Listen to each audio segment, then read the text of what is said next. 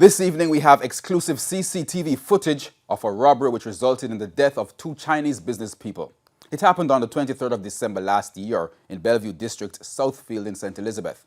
The police say the killers are still at large and are asking for the public's help in catching them. We must tell you that portions of this video have been edited due to its graphic nature. Kirk Wright reports. This is the moment three gunmen entered Jojo's supermarket posing as legitimate customers.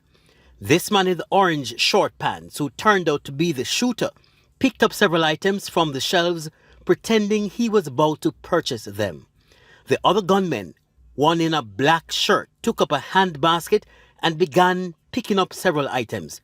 The gunmen walked around the supermarket for a few minutes, scouting out the area, waiting for the moment they intended to carry out their deadly act. The legitimate customers seemingly had no clue that the men who looked like shoppers had guns and were waiting on the opportune time to kill the proprietors of the supermarket. It would also appear that the proprietors of the supermarket were totally unaware that they were in serious danger. The first deadly bullet was fired when 53-year-old Shi Yung Su went for a box to pack the items left on the counter by the shooter himself. The bandit then shot Mr. Shu in the head. The shooter searched the victim but seemingly found nothing of value. The other shoppers were ordered to lay face down. The gunmen got busy searching one of the cash registers for cash and other valuables. They also tried getting the money from the other cash register but failed to get it open. A minute later, the shooter shot 48-year-old Hai Hong Wan in the head. They took the handbag from one of the shoppers, which they used to remove the money from the store. Instead of rendering help to the victims, this shopper helped himself to 2 bottles of rum and left the store. 3 minutes later, the police arrived, and the female who showed signs of life was taken to hospital. We asked the police about the investigation into the killings. We are indeed aware of the murders, Kirk, a very gruesome act.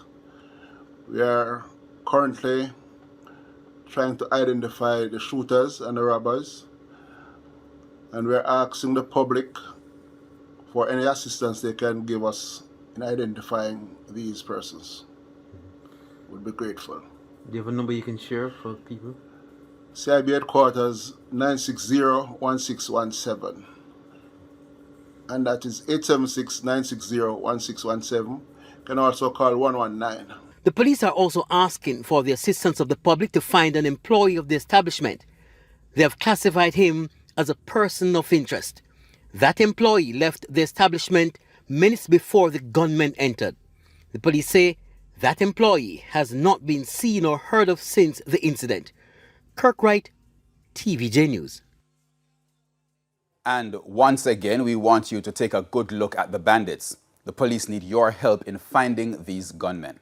If you have any information, please call 876-960-1617 or 119.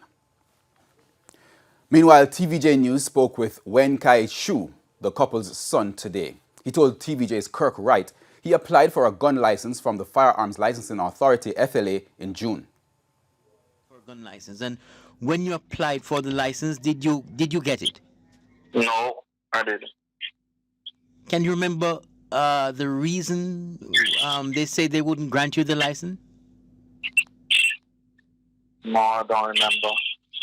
How do you know though that you weren't given the license? How do you know? What indication you got? Did they write you a letter? Yes.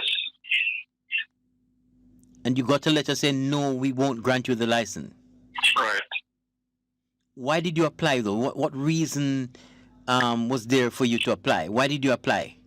Because before my shop get 3 times robbed, so I need a gun to protect myself and to protect my parents.